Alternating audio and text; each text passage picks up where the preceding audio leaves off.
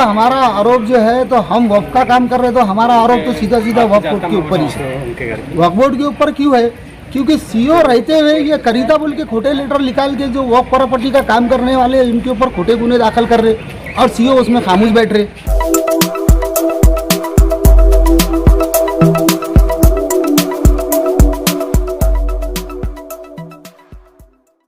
Sir, ये doctor Baba Saheb Ambedkar Marathwada विद्यापीठ प्रशासन औरंगाबाद में जो मसला चालू है आपका, तो क्या प्रकरण है पूरे दर्शकों को बताइए विस्तार से। जी, ये जो है तो वक्फ प्रॉपर्टी के हमारे जो है तो 8 कोर्ट मैटर जो है तो केस नंबर 3/2012 का जो है तो कोर्ट मैटर प्रलंबित है, जिसमें जो है तो वक्फ बोर्ड माननीय महाराष्ट्र मुख्य कार्यकारी अधिकारी ने साहब ने जो है तो उसमें से दाखिल करे हुए है कि ये प्रकरण में कब्रस्तान की ये मस्जिदों की थोड़ा थोड़ी हो रही, तुम स्टे दो। और स्टे तो हम कई सालों से मांग रहे, लेकिन कोर्ट ने जो है तो फार्मेलिटीज़ पूरी नहीं होने की वजह से हमारे को 21 तारीख दी, फिर उसके बाद में 24 तारीख दिए, फिर 24 तारीख के दिन बाद में जो है तो 26 तारीख के दिन जो है तो कोर्ट को बातचीत की वजह से कोर्ट छुट्टी पे चलेगी, बाद में 17 तारीख दिए, फिर 17 तारीख को भी कोर्ट छुट्टी पे होने की वजह से साहब ने स्ट्रिक्टली विद्यापीठ को वार्निंग दिए हुए है क्या ये लोग ने जो है तो जब तक के ये हम आदेश देते नहीं, जब तक कि तुमने कोई कब्रस्तानों की मस्जिदों की विटंबना करना नहीं, तोड़ा फोड़ी करना नहीं। तो जज साहब का स्ट्रिक्टली ऑर्डर होने के बावजूद भी इन्होंने 7 जून को कोर्ट चालू होने वाला होने की वजह से ये जो छुट्टी के जो टाइम है, ये छुट्टी के टाइम में जो है तो वो जो है तो अतिक्रमण कर रहे और जो है तो वो कई कब्रस्तान इससे पहले जो लेवल करे थे वहाँ पर डबल रोड बना रहे, तार लगा रहे, पहले कब्रस्ताना लेवल कर दिए। तो कोर्ट की छुट्टी होने की वजह से ये दुरुपयोग कर रहे। हमने 17 तारीख को जज साहब को निवेदन भी दिए थे कि साहब छुट्टी पे कोर्ट जाने की वजह से जो है तो ये उसका दुरुपयोग करेंगे। तो जज साहब ने बोले खाली कोर्ट को छुट्टी है लेकिन वक्फ बोर्ड चालू है, प्रशासन, जिला वक्फ अधिकारी, विभागीय आयुक्त पूरे कर प्रशासन पूरे कोर्ट सब चीज़ चालू है, खाली कोर्ट को छुट्टी है, तुम सब जगह निवेदन दे के तुम उनका काम रुका सकते, वक्फ बोर्ड को लिया के पुलिस को लिया के तुम पंचनामा करो। लेकिन इसके बावजूद वक्फ बोर्ड को और पुलिस को हमने जो है तो 10/1/2022, 21/4/2022, 25/4/2022, 9/5/2022 और आज जो है तो निवेदन दिए है 30/5। तो इसके बावजूद भी प्रशासन ना इनको कोई तरीके के रोकने को तैयार है और ना कोई तरीके से इनको नोटिस देने को, ना पंचनामा करने को तैयार है। इसके बावजूद जो है तो फ्राइडे के दिन जो है तो मैं सीओ साहब को मिला, सीओ साहब बोले वो आसिफ नहीं है, बोले चले गया, उसको आई बात मिलो, मैंने फ़ोन करके बोल दिया। अब आसिफ भाई को आपके सामने मैंने 4 आवाज़ दिया लेकिन वो रुकने को तैयार नहीं है। अब बोलने का मतलब ये है कि वक्त के लोग अगर से कभी कोर्ट की ऑर्डर हम ऐसी ला के देने के बाद में भी इसकी सुरक्षा नहीं करेंगे और विटंबना होने के बावजूद भी जो है तो उसके ऊपर कोई गौर फिक्र नहीं करेंगे, तो ये वक्फ प्रॉपर्टी का जो है तो ये जानबूझ के ये लोग जो है तो विटंबना करने वालों को सपोर्ट कर रहे हैं और तोड़ने फोड़ने वालों को सपोर्ट कर रहे हैं, ऐसा इससे जाहिर हो रहा। तो कोर्ट की विटंबना हो रही, हमारा तो क्यों कोर्ट को नहीं मान रहे भाई? कोर्ट का मानना सबका कर्तव्य है। और उसके बावजूद शुक्रवार के दिन रात में उन्होंने गुंडे भिजा के मेरे पे हमला कर दिए, फिर मैंने एनसी दाखिल करा, वही गुंडे हमारे मेडिकल मेमू लेके गए तक के वो लोग भी वहाँ पर जो तो खोटी एनसी लिखा रहे। तो ये कौन सी बात हुई? एक तो हमला भी कर रहे, खोटी को नोट खोटी जो है तो एनसी भी लिखा रहे। आपने जो अभी बताया है तो ये कब्रस्तान तोड़ रहे हैं और दरगाहें तोड़ रहे हैं, तो ये दरगाह कब्रस्तान कहाँ का वाक़या है वो उस बारे में बताइए। ये जो है तो पहले उन्होंने जो है तो पहले 2 साल पहले इन्होंने जो है तो सर्वे नंबर 47 का जो है तो कब्रस्तान लेवल करे थे, 40 पेपरों में आया था, टीवी पे आया था, समाचारों में आया था, उसके बावजूद भी कार्रवाई नहीं हुई।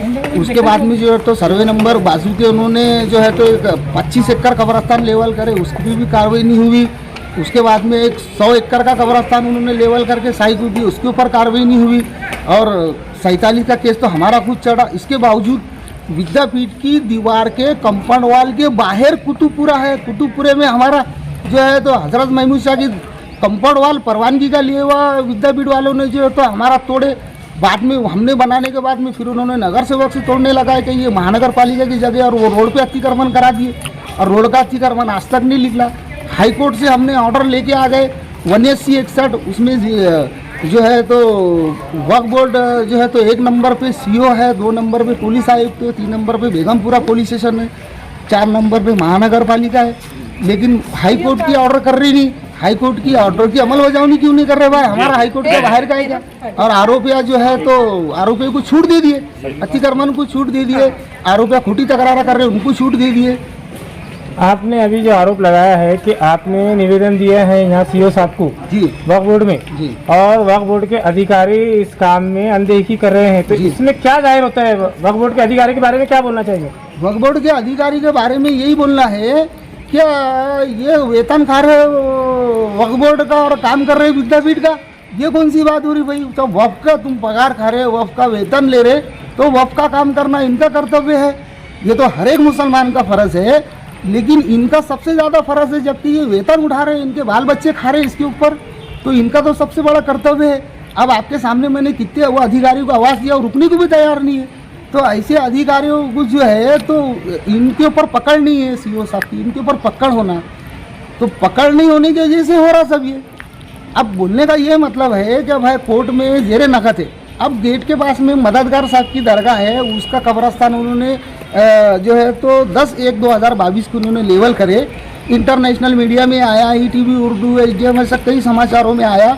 ये समाचारों में आने के बावजूद, इतने पेपरों में आने के बाद भी इन्होंने जो है तो वही कब्रस्तान के पास में इन्होंने जो है तो अब डबल से, और हालांकि वो तकरार हमने कोर्ट में दाखिल करे, कोर्ट ने वक्फ बोर्ड से स्टे मंगाया, वक्फ बोर्ड के ने हमारी तरफ से स्टे भी दाखिल कर दिया, लेकिन ये विद्यापीठ का एक एजेंट है जियाउद्दीन बोल के, उनने एक आक्षेप डाल दिया, नहीं बोले विद्यापीठ ने नहीं तोड़ा, वो अच्छा है, वक्फ बोर्ड झूठी है। तो ये ऐसे जो झूठे मुतल्ले है इनके ऊपर भी कार्रवाई होना जरूरी है। आपका पूरा जो है आरोप किस पर है आपका? ये हमारा आरोप जो है तो यूनिवर्सिटी के प्रशासन के जो स्टेट के लोग है उनके ऊपर हमारा आरोप है। मैं नहीं समझता कि इसमें जो है तो वाइस चांसलर की कोई गलती होंगी, उनकी दिशा भूल कर रहे हैं, मेरे को ऐसा लग रहा। लेकिन इसको ज़्यादा से ज़्यादा सपोर्ट करने वाले स्टेट सेक्शन को ये वक्फ बोर्ड के लोग हैं, जो कि ये आंखें बंद करके दूध पी रहे। अब बोलने का क्या मतलब मेरा इसी है क्या भाई, अब विद्यापीठ की तरफ उन्होंने कोई पुरावा आज तक दाखिल करे नहीं। 22 सालों के अंदर हमने खासरा पानी से लेके हमने 300 साल का हमारा रिकॉर्ड जो है तो कोर्ट में हमारा जेर नकद है आज की डेट में।